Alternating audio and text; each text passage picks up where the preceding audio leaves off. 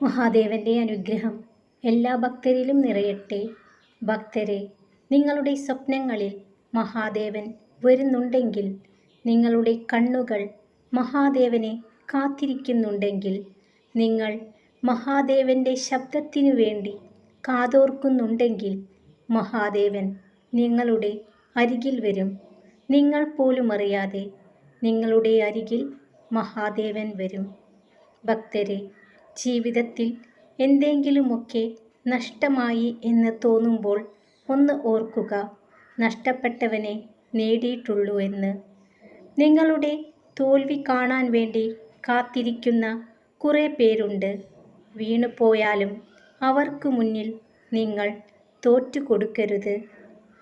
പരിധികളും പരിമിതികളുമാണ് ഓരോ മനുഷ്യനെയും പലയിടത്തു നിന്നും ഒന്നും മിണ്ടാനാവാതെ മാറ്റി നിർത്തുന്നത്.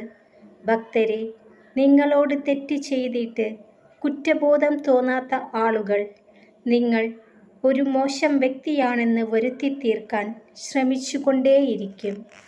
ഭക്തരെ, ഒരിക്കലും നിങ്ങളുടെ ഭൂതകാലത്തിൻ്റെ തടവുകാരനാവരുത്. അതൊരു പാഠം മാത്രമായിരുന്നു, അവസാന വാക്കല്ല. പരാജയപ്പെട്ടവൻ്റെ ഒരു ചിരി മതി ജയിച്ചെന്ന് കരുതുന്നവൻ്റെ ആത്മവിശ്വാസം ഇല്ലാതാക്കാൻ. നിങ്ങളെ തരം താഴ്ത്തിയാൽ സ്വയം വലുതാകുമെന്ന് വിശ്വസിക്കുന്ന കുറേ ആളുകളുണ്ട്. അവരെ കണ്ടില്ല എന്ന് നടിക്കുക. ഭക്തരെ, വിഷമിക്കാതിരിക്കുക. ഒരു നല്ല നിമിഷം നിങ്ങൾക്കായി വരും. അന്ന് നിങ്ങളുടെ ഹൃദയം സന്തോഷത്താൽ നിറയും. നിങ്ങളെ ഒഴിവാക്കി വിട്ടവരെല്ലാം മനസ്സറിഞ്ഞ് തേടുന്ന ഒരു ദിനം വരും. സുന്ദരമായി കാത്തിരിക്കുക. പരിഗണനയാണ് മനുഷ്യനെന്നും തിരയുന്ന സ്നേഹം. ഒരു സ്ത്രീ ധീരയാണെങ്കിൽ അതിനു കാരണം അവളുടെ പിതാവായിരിക്കും. ഒരു സ്ത്രീ വാത്സല്യമുള്ളവളാണെങ്കിൽ അതിന് കാരണം അവളുടെ മാതാവായിരിക്കും. എന്നാൽ ജീവിതകാലം മുഴുവൻ അവൾ സന്തോഷവതിയായി കാണപ്പെടുന്നുണ്ടെങ്കിൽ അതിന് കാരണം അവളുടെ ഭർത്താവായിരിക്കും. ഭക്തരെ, ശരീരത്തിലെ മുറിവ് ഒരു പാടായി തന്നെ അവശേഷിക്കാം. എന്നാൽ മനസ്സിലെ മുറിവ് പച്ചയായി തന്നെ അവശേഷിക്കും. എല്ലാവർക്കും നിങ്ങൾ വേണ്ടപ്പെട്ടവരാകുന്നത് അവർക്ക് വേണ്ടപ്പെട്ട സമയങ്ങളിൽ മാത്രമാണ്.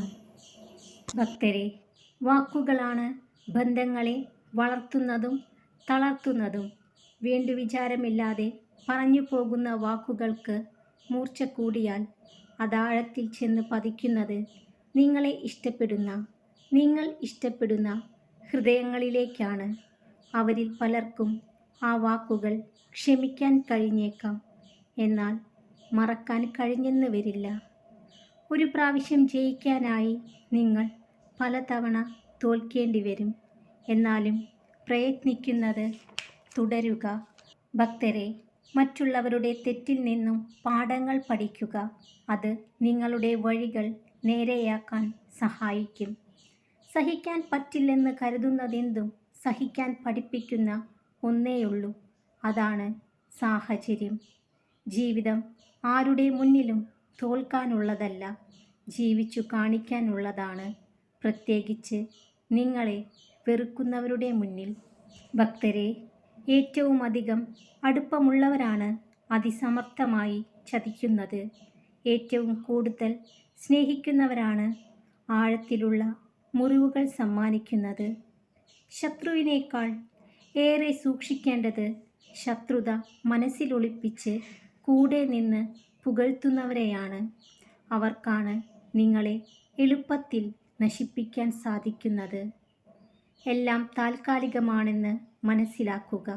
അതിനാൽ ഒന്നിനു വേണ്ടിയും പരിധിയിൽ കൂടുതൽ മനസ്സ് വിഷമിപ്പിക്കാതിരിക്കുക. ഭക്തരെല്ലാം സന്തോഷത്തോടു കൂടിയിരിക്കുക. മഹാദേവന്റെ അനുഗ്രഹം എല്ലാ ഭക്തരിലും നിറയട്ടെ. ഓം നമഃ ശിവായ.